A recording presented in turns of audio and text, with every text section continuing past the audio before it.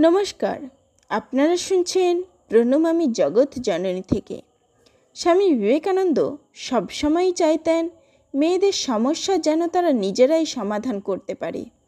তার জন্য চাই তাদের উপযুক্ত শিক্ষা। তিনি বলতেন, এক পক্ষে পক্ষীর উত্থান সম্ভব নয়।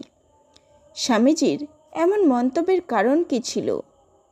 আপনারা শুনছেন প্রণমামী জগৎ জননী থেকে। এখানে নতুন হয়ে থাকলে এটি সাবস্ক্রাইব করে রাখুন। ভালো লাগলে লাইক, কমেন্ট, শেয়ার করতে ভুলবেন না। আসুন আর দেরি না করে শুরু করছি। স্বামী বিবেকানন্দ বলতেন, ধর্মকে কেন্দ্র করে রেখে স্ত্রী শিক্ষার প্রচার করতে হবে। ধর্ম ভিন্ন, অন্য শিক্ষাটা সেকেন্ডারি হবে। ধর্ম শিক্ষা, চরিত্র গঠন, ব্রহ্মচর্যব্রত উদযাপন, এজন্য শিক্ষার দরকার, নতুবা কাজে গলদ বেরোবেই। শিক্ষা পেলে মেয়েদের প্রবলেমগুলো মেয়েরা নিজেরাই সলভ করবে। আমাদের মেয়েরা বরাবরই প্যানপ্যানে ভাবে শিক্ষা করে আসছে। একটা কিছু হলে কেবল কাঁদতেই মজবুত। বীরত্বের ভাবটাও শেখা দরকার। এ সময়ে তাদের মধ্যে সেলফ ডিফেন্স শেখা দরকার হয়ে পড়েছে। দেখো দেখি ঝাঁসির রানী কেমন ছিল। জগতের কল্যাণ স্ত্রী জাতির অভ্যুদয় না হলে সম্ভাবনা নাই।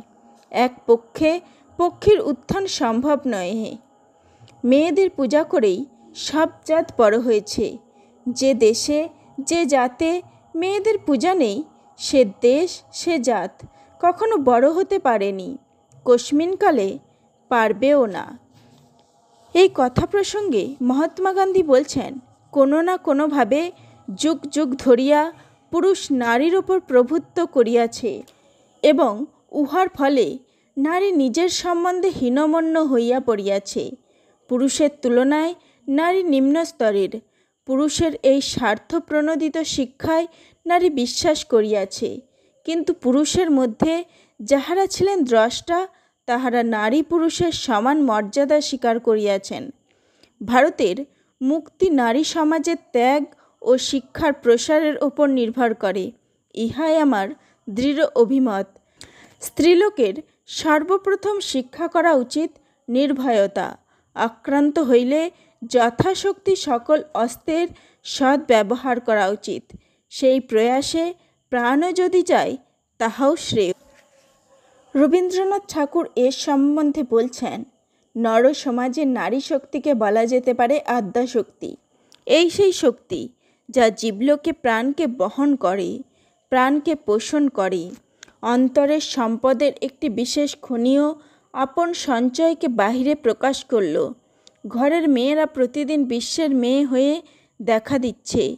এই উপলক্ষে মানুষের সৃষ্টিশীল চিত্তে এই যে নতুন চিত্তের যোগ, সভ্যতায় এ আরেকটি তেজ এনে দিলে। আজ এর ক্রিয়া প্রত্যক্ষে অপ্রত্যক্ষে চলছে। একা পুরুষের গড়া সভ্যতায় যে ভার সামঞ্জস্যের অভাব প্রায়ই প্রলয় বাধাবার লক্ষণ আনে, আজ আশা করা যায় ক্রমে সে যাবে সাম্যের দিকে। নমস্কার, আজ এই পর্যন্তই। ধন্যবাদ।